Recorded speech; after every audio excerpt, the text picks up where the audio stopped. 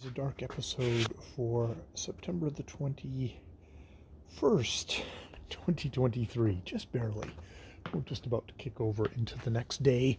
I spent the very last part of my time here.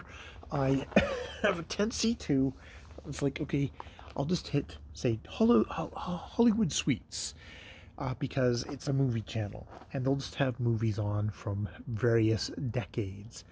And I hit upon a 2007 documentary on Joy Division, this band from Manchester, coming up in the late 70s, and headed by Ian Curtis. And, you know, it is one of these movies that it's got all of Joy Division's songs in it. It's got all these interviews from the surviving members of the band. So I'm sure it's quite firmly guided, shall we say, or focused in a way. And I mean, really, in a lot of ways, there is one focus because there is one story about Joy Division, which I vaguely knew, which was that their lead singer, after they had done 2 albums, killed himself. And this kind of takes you through everything leading up to that, and then a short bit after, where the surviving members become New Order. And I have to say, I haven't particularly listened to much of Joy Division. I think it sounded like, okay, it's kind of some kind of a synth new wave band from England, and England's English stuff can be a bit of an acquired taste. Some of it punches through in here into North America, into Canada. Some does not, or at least not to me. Let's just put it that way. But wow, just, you know, getting the context of this really industrial, hard-bitten northern England, Manchester, kind of these young guys, and of Ian Curtis himself.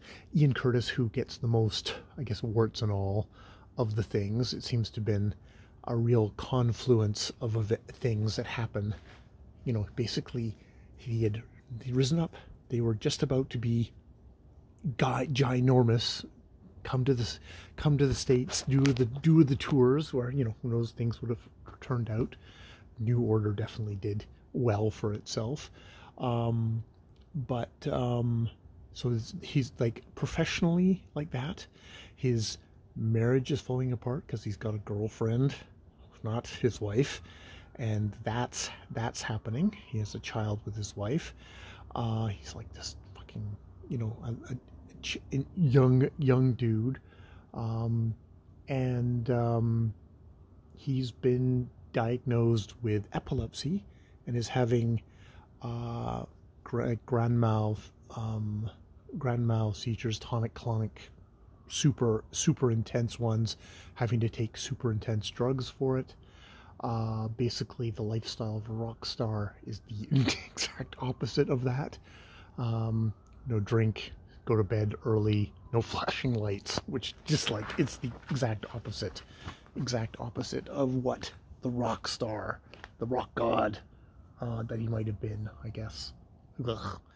At that point in, you know, things. So, and maybe also major like bipolar depression, bipolar episodes.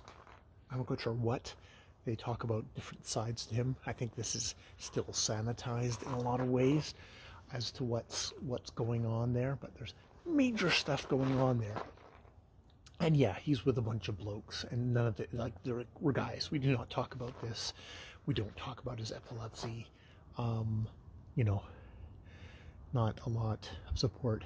And he was a guy who he worked with, actually trying to, his day job before becoming the rock god was being a support worker, trying to kind of help people get things, not like me just being kind of a grunt, but someone who's actually trying to get services and help people positions. And they talk about one thing of a lady who had epilepsy, who just at one point didn't come back in, and it was like, well, what happened? It's like, well, she had a major seizure and she didn't make it. And that really affecting him at the time. And he's like, how much did he know at the time? He wrote a song about it. But, you know, obviously a lot going on there. But did a really good job of just getting the music, the lyrics, kind of putting into context. You go, oh, okay. I kind of click with this vibe now. Like, the context helps. It's like, I guess if you're living it, it really hooks you. And you really click into it, and you really plug into it. Or you're a dumbass like me, or somebody who's just a world away and a time away, because that was like late 70s, early 80s, and I'm, by the time I get in contact with that, it's the late 80s, and I'm more into, you know, thanking God that Nirvana comes along to wash away all the bullshit of other stuff. So yeah, it was a good documentary, just kind of putting you into that moment. Am I going to become a giant Joy Division fan now? I don't know. He's got that kind of that voice that I plugged in really well with this other guy, kind of very atonal voice. Not Brian Wilson. Fuck, what the hell is that guy? The Cossacks are coming. I can't remember the name of the singer, but yeah, it's like, oh, it's kind of like that. Oh, okay. I can get into that. There's something about that I get into. So, we'll see. But yeah, it was a good documentary.